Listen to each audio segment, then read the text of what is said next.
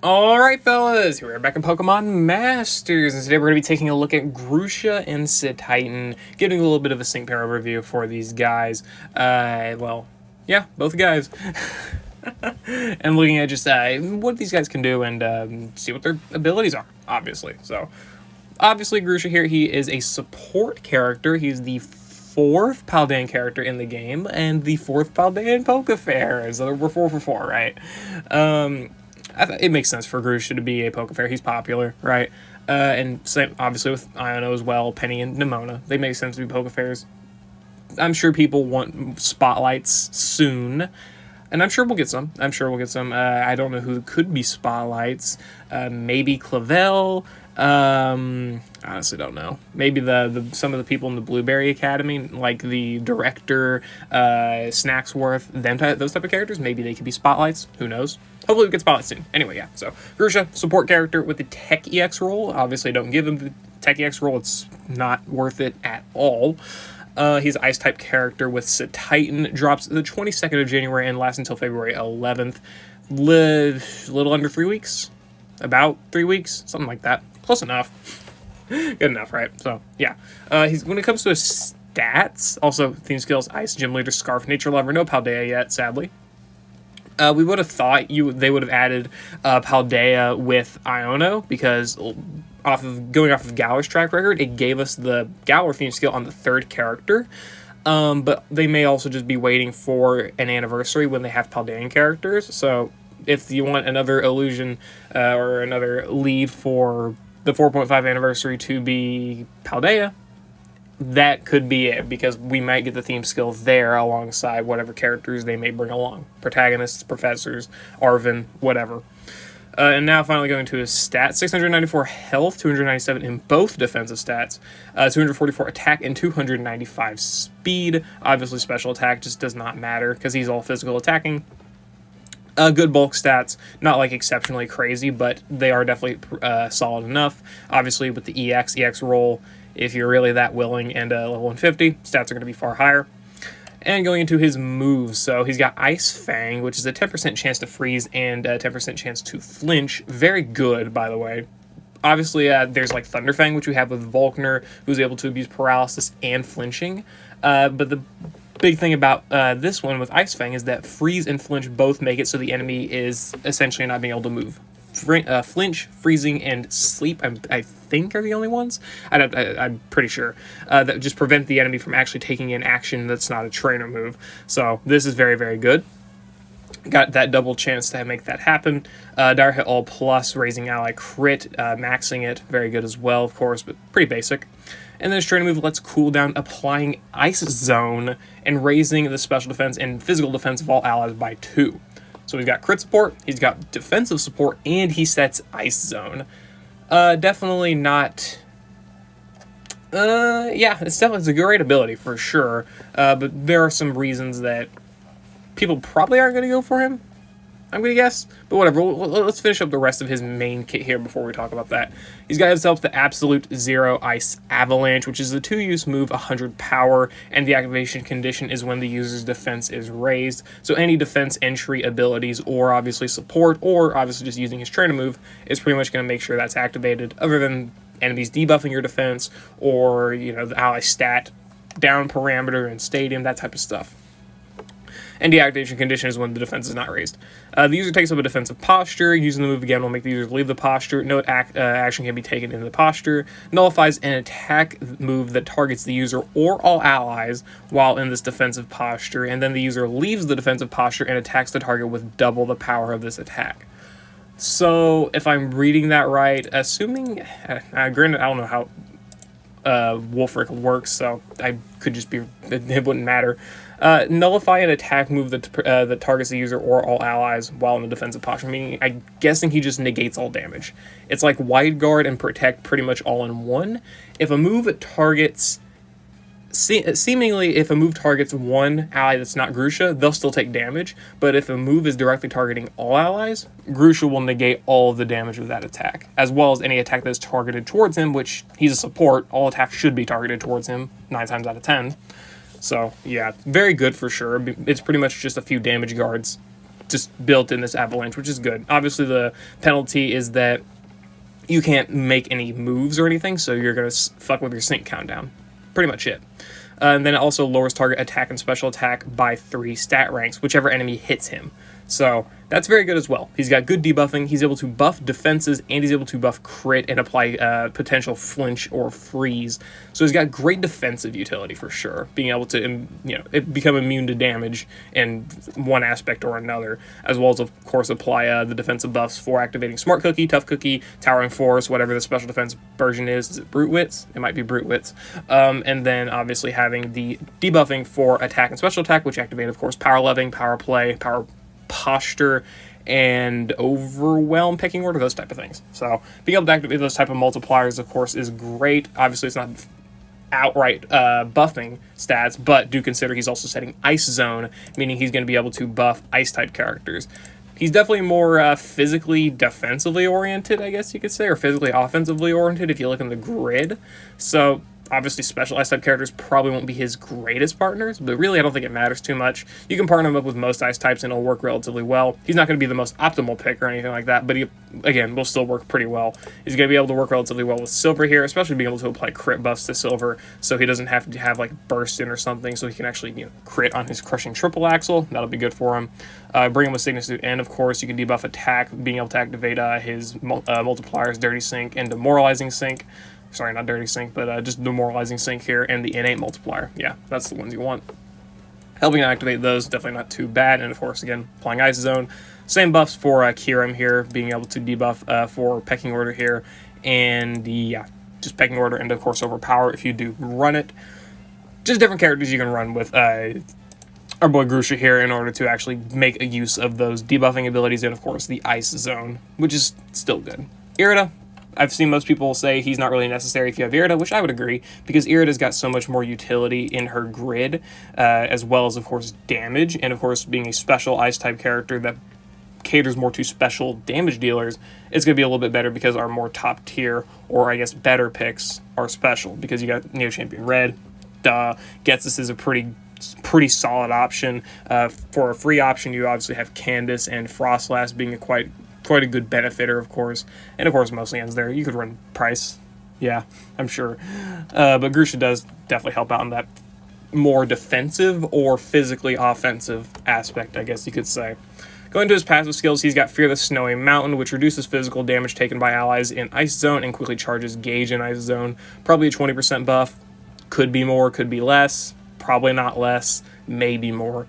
Super Interference 2, raising the chance of additional status conditions and additional effects of moves, meaning these individual freeze and flinch chances become 30% instead of 10%, which is definitely far better. 30% chance to flinch and then a 30% chance to freeze. Very, very good, because you also could activate both. Not that it really matters too much, but hey, it's not too bad for sure. It's not like an outright 60% chance to pretty much make the enemy immobile. It's rolling a 30% chance, and then if it fails, not even if it fails, it'll just roll another 30% chance. You could flinch, you could freeze, you could do both, or you could do neither.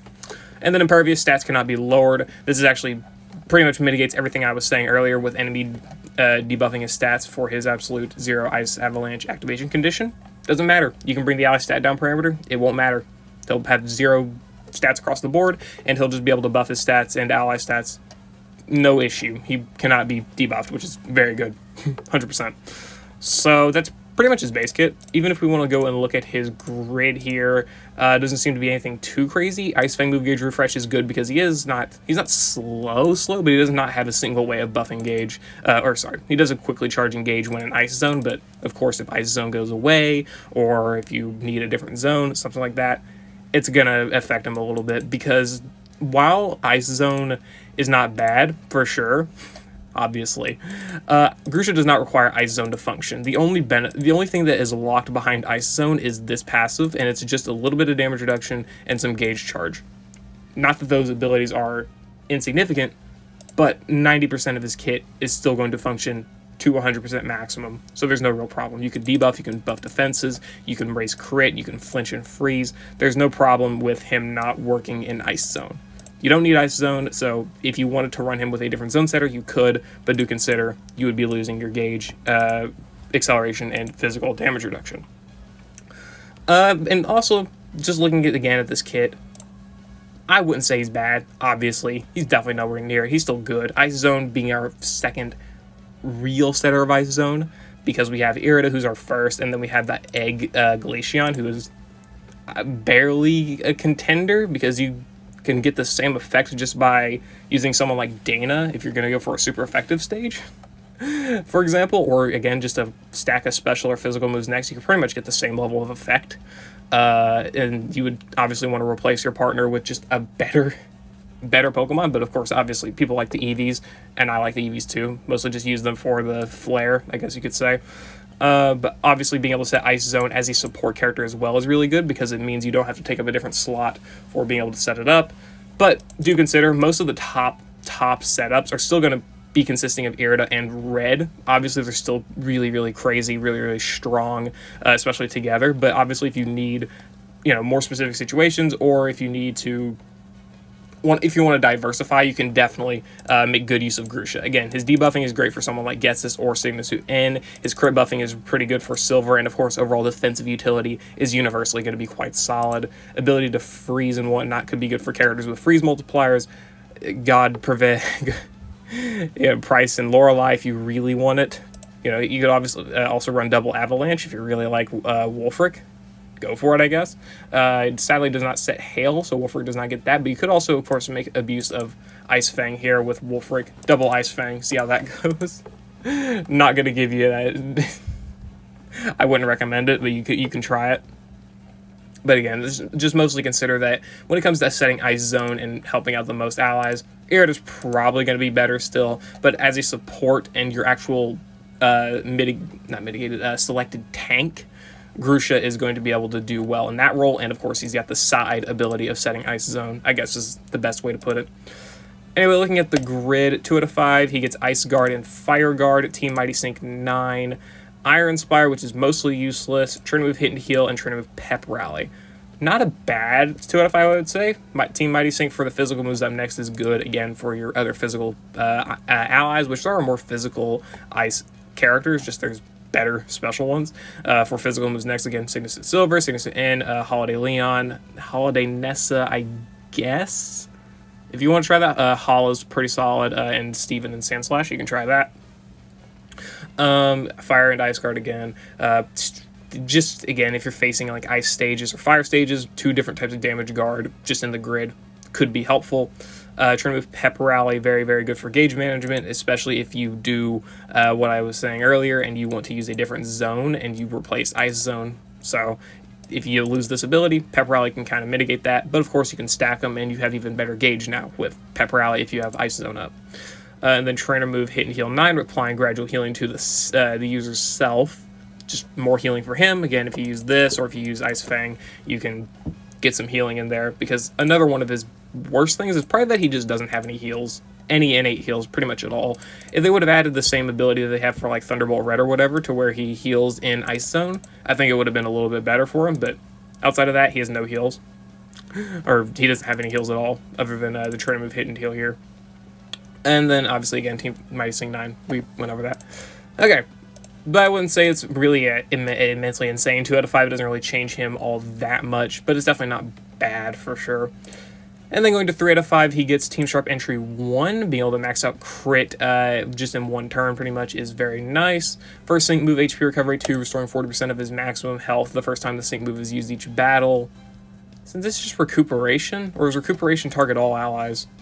I actually want to check that now because that's kind of annoying me. Recuperation. Apparently you've got it. I didn't even know you had it. Recuperation 1. Restores the user's HP by... Hold on. I'm sorry. This isn't... I'm going to just put this in here because I want to see... Hold on. They really just give us another ability that's pretty much the same thing. First thing, move recovery, HP recovery. After... Oh, okay, no. Because this is once only, and this is...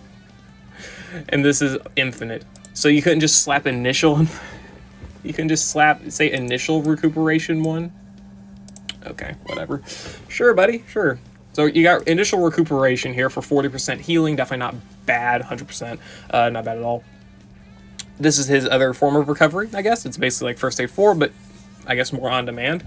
Trainer Sync Redemption 1, restoring MP the first time the user's sync move is used each battle, so you get yourself the ability to max your defenses and apply extra Ice Zone, and your ability to use this 3 times, getting yourself those nice debuffs and damage mitigation. Team Fierce Entry 2, Team Mighty Sync, we already went over that. Team Fierce Entry 2, though, raising attack of all allies by 2 on entry.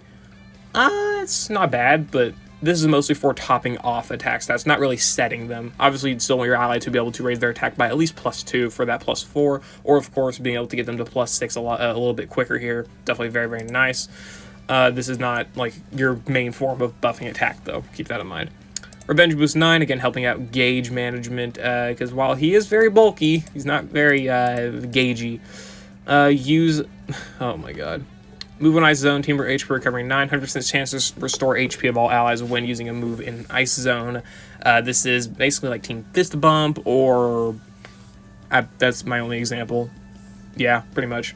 So, be able to restore HP of all allies just by pretty much using any move, because this is just says a move. You don't have to be a Pokemon move, it doesn't have to be a trainer move. Any move here will restore a little bit of ally HP, which is very good, of course. Gradual healing, in my opinion, is actually really solid. I found myself liking the more gradual team healing abilities than I actually end up liking potions or first aid and that type of stuff, but obviously still good abilities. Trainer move, team defense up and special defense up, and 9, raising allies' defenses by 1 when the move is successful. This pretty much just means you may not have to go for this, assuming you just wanted it to max defenses. This just makes it go either quicker or makes it so you don't need like NPR or something akin to that, or again, this ability.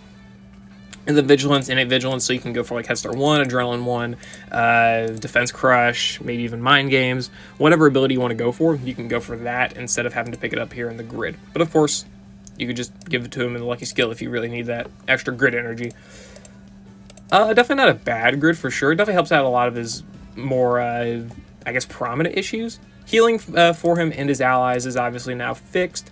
Innate Vigilance is pretty good for being able to get a different Lucky Skill. Revenge Boost 9, and then Pep Rally is good for helping out with Gauge on your team. These abilities are solid enough if you're running with physical allies specifically. Trainer Sync Redemption is good if you need extended amounts of Ice Zone or Damage Guards or defense buffing. Overall, I would say this is just a lot of in-case type of abilities. I would say a lot of this stuff is still really good behind 1 out of 5. It's just that the grid is adding these smaller abilities to make it a little bit better. But I would say the healing is the most impactful, really. Because while he does have these abilities to mitigate damage here, not really going to last forever. If you're trying to use him in Stadium, which, I mean, that's fair.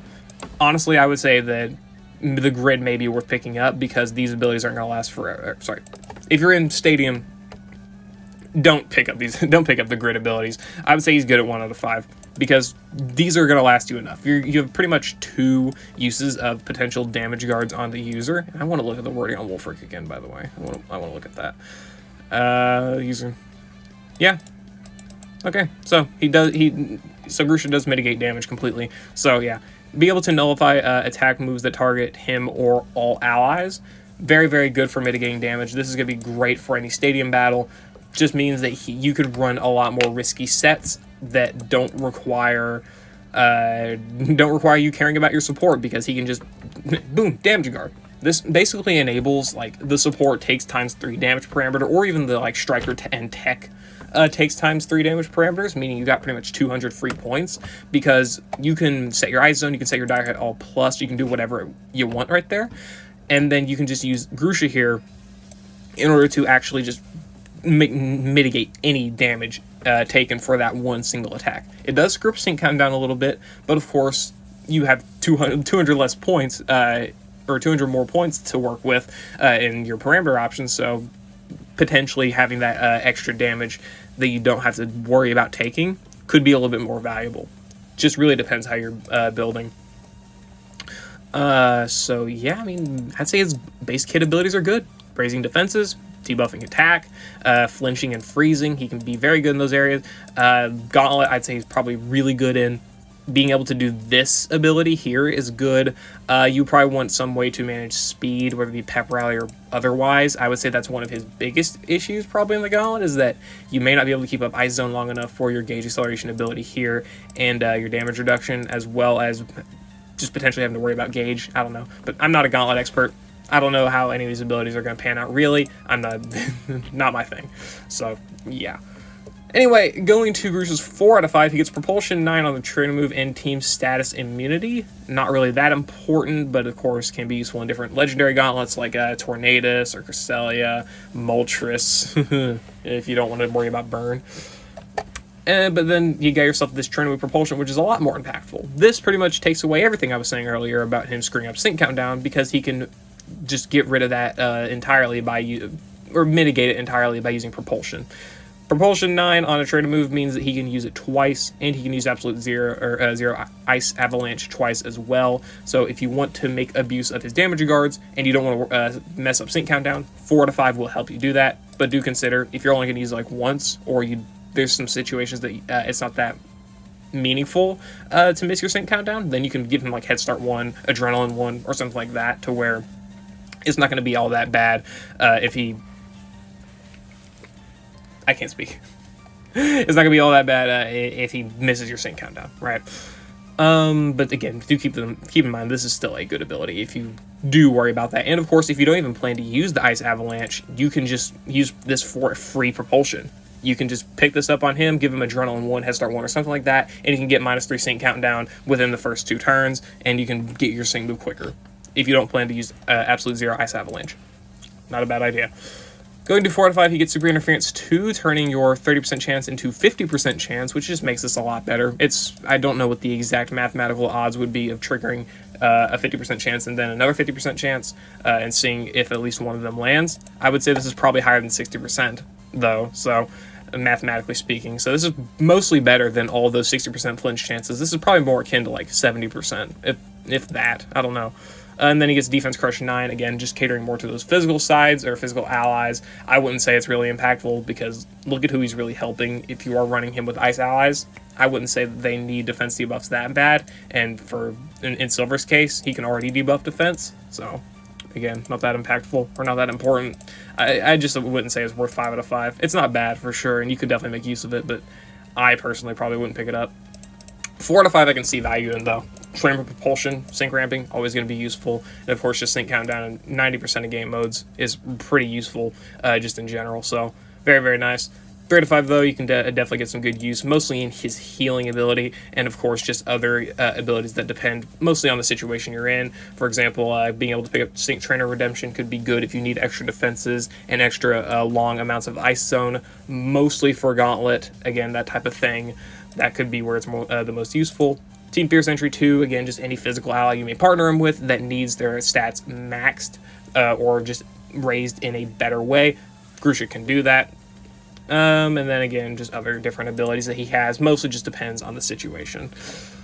And then if you want to go to 5 out of 5, boom. If you really like those flinch and freeze chances, you can pick up Super Interference. But that's, of course, up to you. Of course, up to you, and if you really like Grusha that much, or if you really think that ability is worth that candy or those extra gems. It's really just up to you. I would say Grusha's base kit is decent enough, but I would say he definitely kind of... There's definitely some things that kind of irk me about his kit, so to speak. It's mostly just the fact that his gauge, I think, is going to be a little bit of a problem, and his own healing outside of these 2 damage guards here, and obviously his ability just to buff defense and be pretty bulky overall, may end up hurting him in some battles. But those are really my only worries with this character. And of course, not being able to buff offenses is not like the greatest thing in the world, but most characters can do that anyway, and buffing crit alone is already quite useful, so I wouldn't say it's the biggest thing in the world. Anyway, yeah, this recording's gone on for probably half an hour at this point. Damn close to it, 25 minutes. I'll see you later. Hope you all enjoy. Let me know if you're going to pick up Grusha and Cetitan or not down in the comments below, and how many gems it takes and whatever else. And yeah, I'll see you all later. Hope you all enjoyed.